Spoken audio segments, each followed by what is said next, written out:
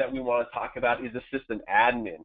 This is Alex McDonald. He's been 4 years as department coordinator. And when I say assistant admin, there can be various roles that are associated in your institution with all the different kind of functionality. But Alex McDonald specifically is department coordinator. And he really wants to have a better understanding of what kind of learning is happening on campus. I did a lot of things that are going on across this huge, maybe his large department, and he really wants to know some specific information about that. And let me show you how he leverages Schoology. So here's again the Schoology homepage. Whenever you start off as a user, whether you're a student, an instructor, or a system admin, it's the same kind of look and appearance, but just different information.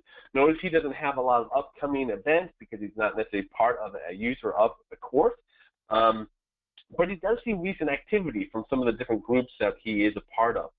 On the left-hand side, he also has more functionality available to him than a basic user. And I wanted to show you a couple of those.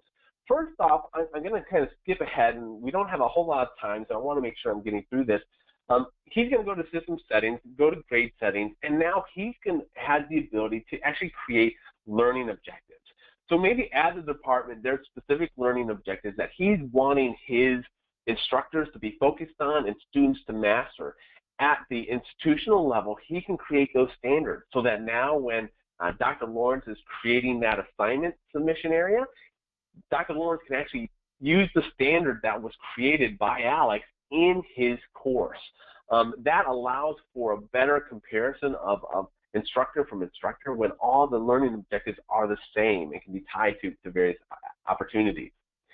In addition to that, he has access to assessment reports. One of the things that we're super excited about as a company is our assessment management platform. It's a way for an institution to create institution-wide assessments that all get aggregated into one location.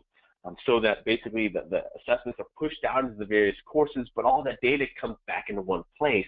So now, Alex, who created an anatomy and physiology exam in conjunction with the rest of the instructors, he can actually compare how instructors did on that particular, how students did in that instructor's course on that particular exam on one location. Right now, this is showing overall results, but he can also actually change to mastery. And to be able to see those learning objectives that he set out earlier, he can see how students are doing on those specific learning objectives. This is the kind of data that Alex is really interested in. How are students really performing, and how is the content that our instructors using really being leveraged? And to do that last part specifically, he can actually go to school analytics and be able to see how often are the faculty accessing these courses, how often are the students accessing the course at a very high level. He can obviously jump into specific schools or specific departments if you want to set it up that way, or even by a specific user. So there's both a high-level view or a very small-level view, a low-level view, depending on what Alex is wanting to see. But the other tool that I wanted to talk about is the Advisee Tool. Again, a great differentiator between our project and a lot of other LMSs out there. The Advisee Tool allows Alex, as this department coordinator, to be able to actually search for specific users that are being part of courses and groups. So from here, I can search for, let's say, Betty Bass, so the perspective that we just talked about before this one. And now, when he selects Betty Bass, he can actually see all the courses that she's a part of, all the groups that she's a part of, any of the upcoming events that are associated with her. At the top, you can see that there's a calendar, there's grades, there's attendance. All this is available for Alex to be able to see. Notice he didn't have to go rummaging around Schoology to be able to find these things. It's all top level, it's all accessible, and being able to meet Alex's needs. Well, one of the cool things, too, is I want to actually jump into Betty's profile. So within the profile, Alex is able to see some of, again, the specifics that she set up about herself.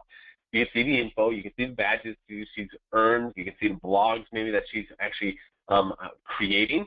But portfolios is also a big thing that's happening in Alex's institution. And portfolios are areas where students are now showcasing their learning. Not only are they showcasing their learning by passing the courses and earning hours, but they're actually showing their learning by recording some of those experiences. So maybe there's a summer project that she was a part of where she really leveraged what she's looking to earn her degree in. She's leveraging that in a summer project. Or maybe that she has a couple podcasts that she's conducting, and she wants those as examples of her understanding of content.